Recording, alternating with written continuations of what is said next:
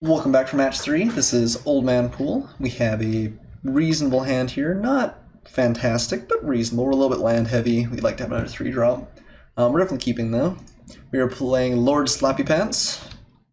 That are definitely worse names. We had a couple of good games today. Alright, Fanbear is a good one. Swamp is a bad one. We do not want more swamps. Hear that, deck? No more swamps. No more plains. No more lands. Alright, white, blue. That often, but not always. Means my opponent's playing some sort of embalm deck. No! Bad. Don't do such things to me. We could draw not a single more land for the rest of the game and be happy.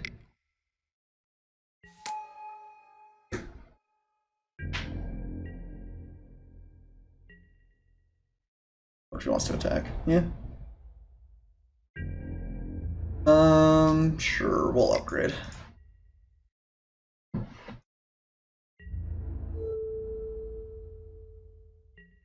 Hey, those who serve. That's a good one. So you could have Gale Strike here. I don't think we swing into it. I think that's an obvious reason why he plays that. We're just gonna pass.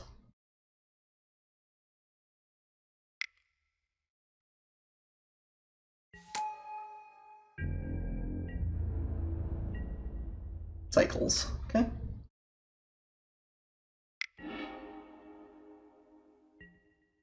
And a Spearmaster.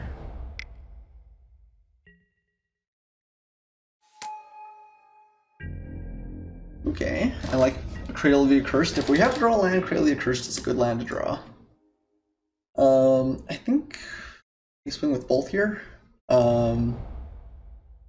We don't have real fantastic blocks against the Spearmaster next round. And I think we're actually okay getting in damage if we're playing the Top Crop Elite. So let's get in here. Trade 4 for 4.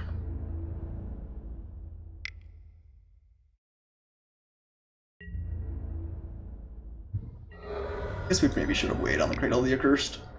Probably shouldn't have shown my opponent that we had it, but pretty marginal thing. But if we wanted to avoid it, we could have, so we should have.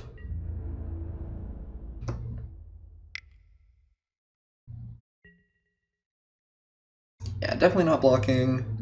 Down to 15 here. And opponent plays Kefnet. Interesting. And we're definitely hitting our land drops. So I think I like just swinging and exerting with the Top Crop Elite here. Fanbear can't tap it down right now. Kefnet's not turned on. Let's get in for our damage while we can. Don't think there's anything you can have for 1 blue that really hurts us here. Alright. Kefnet, I have to think is the worst of the gods. I haven't actually seen Hezra in action, I don't think, but no, maybe I did way back in early draft. But Kefnet is pretty unexciting. This is only at sorcery speed, right? Yeah. Guess we'll...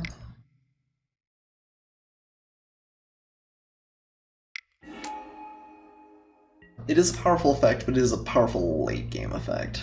Or if you draw it in your opening hand, you can just sandbag until turn 3 and then play it, and then say, can you beat a 5/5 indestructible flyer? I'll bet you can't. And a lot of times your opponent can't. But if you are doing that, it means you either have to have gone second, which means your opponent got a bit of a tempo advantage, or you wait a turn. Okay, so let's go to attacks. So Kefnet can turn herself on here.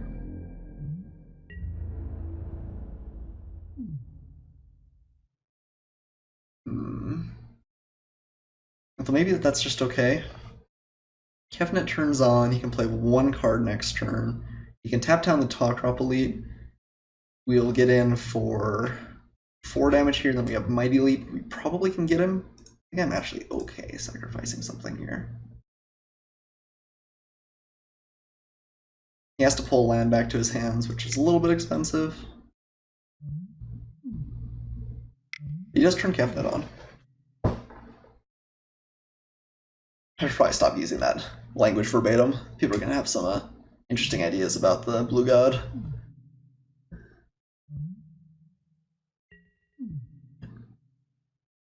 Interesting. Okay, so opponent sacrificing the fan bearer is good for us there.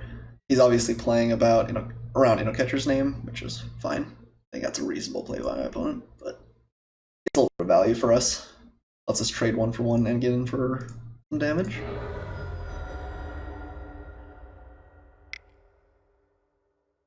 Okay. And now he can swing for 8 here, but my opponent's in a kind of unsustainable spot if he wants to keep Kefnet on. Gale Strike, okay. So my opponent did have it.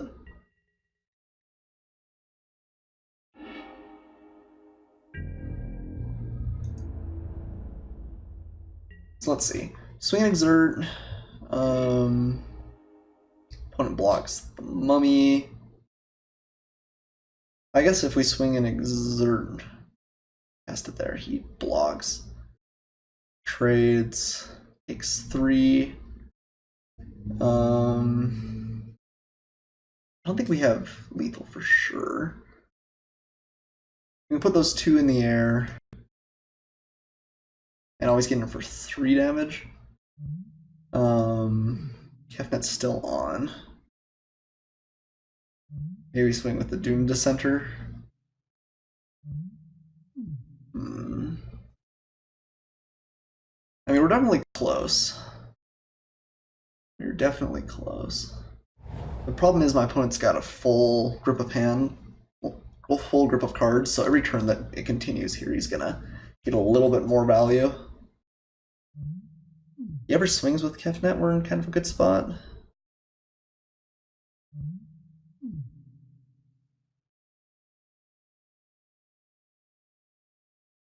I mean, we can get him to trade those 2. We get in for as much as 4. I think I'm just going to attack with our Doom Dissenter, because then that makes another lethal threat with Mighty Leap, and then Festering Mummy.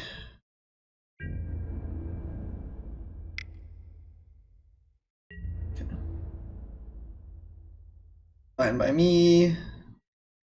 We'll play a Festering Mummy.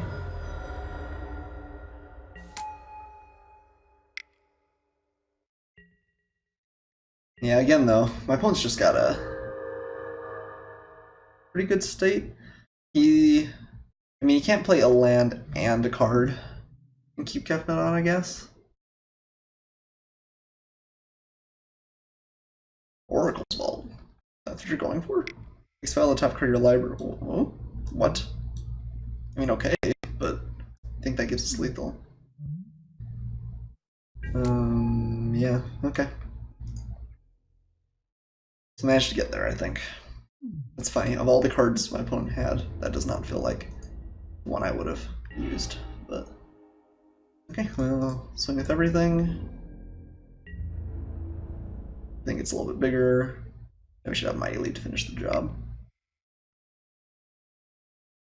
Like, he just have played any number of cards that affected the board, I imagine. It's not likely he's got a grip of 7 lands. Well, maybe he does. So we won't show Mighty Leap. Alright. Opponent calls out the GG. I managed to get there.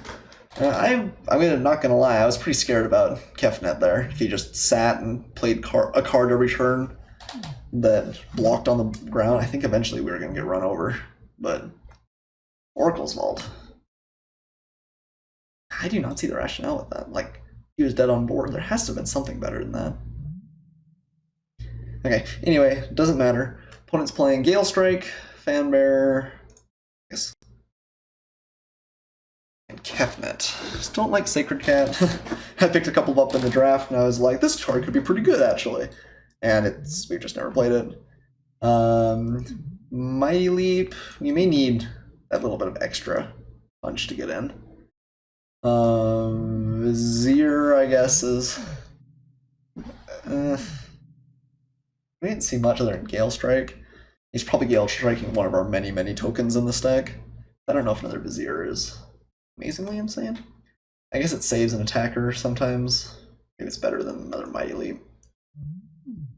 Yeah, I think maybe the Vizier should have just been main deck. They have been pretty good cards for us. Anointer Priest seems like it doesn't attack particularly well. Maybe we want to do something like that. That cuts down on our creature density, but I do like Mighty Leap. Okay, let's try something like this here. Okay, we can definitely keep this. We want to find white, but as it stands right now, we're playing mono black, so we can at least play our spells. Lure the Accursed with a couple of zombies and Stir the Sands is great, so hard to turn this down. Keeping up that mono black strategy, I suppose.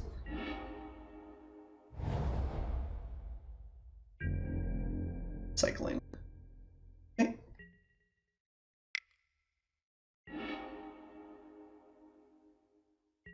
Is my opponent on the turn 3 Kefnet plan? He might be.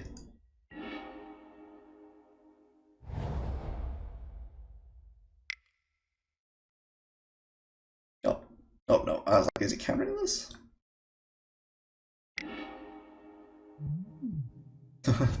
Alright, my opponent was on the Monocyclers plan, actually. And no Kefnet. Whew. Alright. I mean, I guess we play Curse Minotaur here, but we are going to swing with the Doom Dissenter first.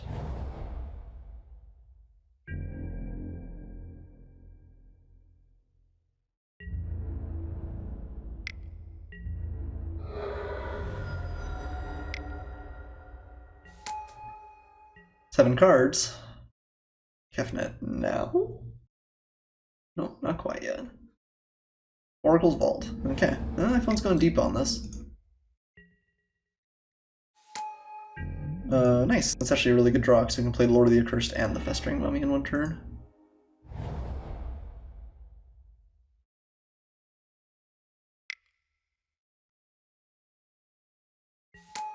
Alright, my opponent's definitely on the receiving end of a beat here.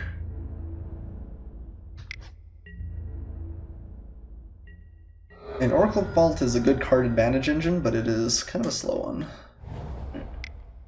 Island. And he played a land first. Ancient Crab. Okay. Well, Krabby does a okay job blocking. I guess we play Doom Dissenter and then potentially Vizier Deferment. One's still gonna take a lot here, though.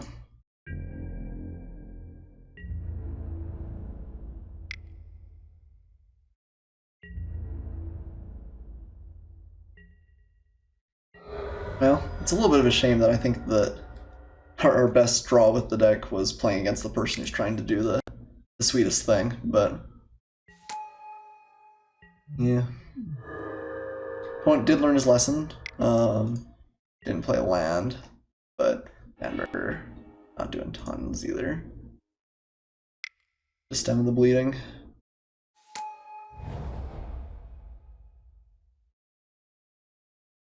Reduce of Knowledge. Okay. It is a big Vanbearer.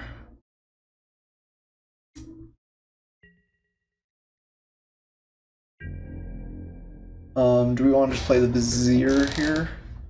We don't get any advantage from Enter the Battlefield effects, but right now he's got 2 blockers, so block.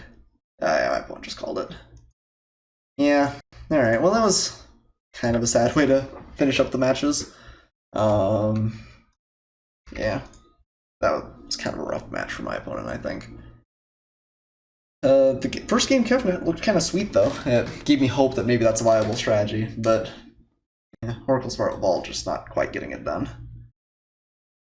Okay, well, thanks everyone so much for watching. I went 2-1 in this series. Definitely a little bit sad with our second matchup, but again, I think we played that about as well as we could, so shouldn't beat ourselves up too much for it. As always, definitely comment if you saw anything that you think I could have done better, anything that I might have played out just a little bit more, and it definitely means a lot to me if you guys subscribe as well. Lets you see videos, and it gives me encouragement to keep on making them. This has been Old Man Poole. Thanks so much for watching, everybody.